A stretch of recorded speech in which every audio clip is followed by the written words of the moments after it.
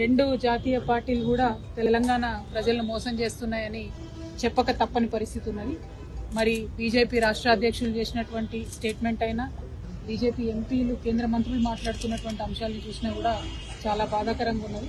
ఇక్కడ బిల్లు 2 అసెంబ్లీలో కౌన్సిల్లో పాస్ చేసి పంపిస్తే రాష్ట్రపతి గారి దగ్గర పెండింగ్ పెట్టుకొని పంపకుండా మేము ఇయ్యము అని చెప్పి దానికి మతపరమైనటువంటి రంగు పులిమేటటువంటి ప్రయత్నం బీజేపీ చేస్తున్నది. దీన్ని నేను తీవ్రంగా ఖండిస్తా ఉన్నాను. మరి గుజరాత్లో కూడా ఎట్లాంటి రిజర్వేషన్లు ఇచ్చిండ్రో అందరికీ తెలుసు. తెలంగాణకు వచ్చేటప్పటికే మీకు ఓట్లు ఇక్కడ రావు అని తెలిసే ఇటువంటి ప్రయత్నాలు బీజేపీ చేస్తున్నారు.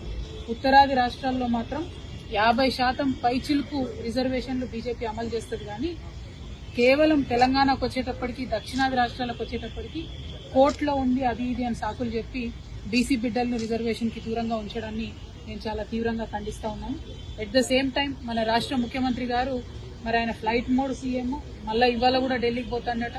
50 సార్లు అయిపోయింది, హాఫ్ సెంచరీ కొట్టి ఇన్నిసార్లు ఢిల్లీకి పోయేస్తున్న ముఖ్యమంత్రి గారు ఇప్పటి వరకు కూడా ఒక్కసారి కూడా ప్రధానమంత్రి గారి మీద ఒత్తిడి తీసుకొచ్చేటటువంటి ప్రయత్నం చేయలేదు. అఖిల పక్షాన్ని ఢిల్లీకి తీసుకెళ్లి బీసీ రిజర్వేషన్ మీద గట్టిగా మాట్లాడినటువంటి దాఖలా లేదు. అంతేకాకుండా నిన్న మొన్న కూడా ఆయన ఢిల్లీలో మళ్లీ మాట్లాడింది, ఏంది పార్టీ పరంగా రిజర్వేషన్లు ఇస్తాం, మేము ఇచ్చేటటువంటి పరిస్థితి లేదని.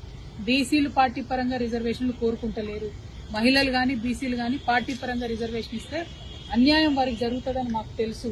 కాబట్టి రిజర్వేషన్లు కోరుకునేది చట్టబద్దంగా, రాజ్యాంగబద్దంగా కోరుకుంటున్నాము. మేము ఇదివరకే డిమాండ్ చేసినట్టు రాష్ట్ర ప్రభుత్వాన్ని మళ్లీ డిమాండ్ చేస్తున్నాం. మీరేదైతే 2018 పంచాయతీరాజ్ చట్టాన్ని సవరించి ఆర్డినెన్స్ తీసుకొస్తామని చెప్పినో తక్షణమే కోర్టులో కేబెట్టేసి ఆర్డినెన్స్ తీసుకురండి, బీసీ బిడ్డలకు న్యాయం చేయండి. మీరు ఇవి తప్పించుకొని తిరుగుదామని చూస్తే, అట్లా లేకుండా ఎన్నికలకు పోదామని చూస్తే తెలంగాణ బీసీ బిడ్డలు మిమ్మల్ని వదిలిపెట్టారని కూడా 2 జాతీయ పార్టీలకు కూడా మేము హెచ్చరిక చేస్తా ఉన్నాం.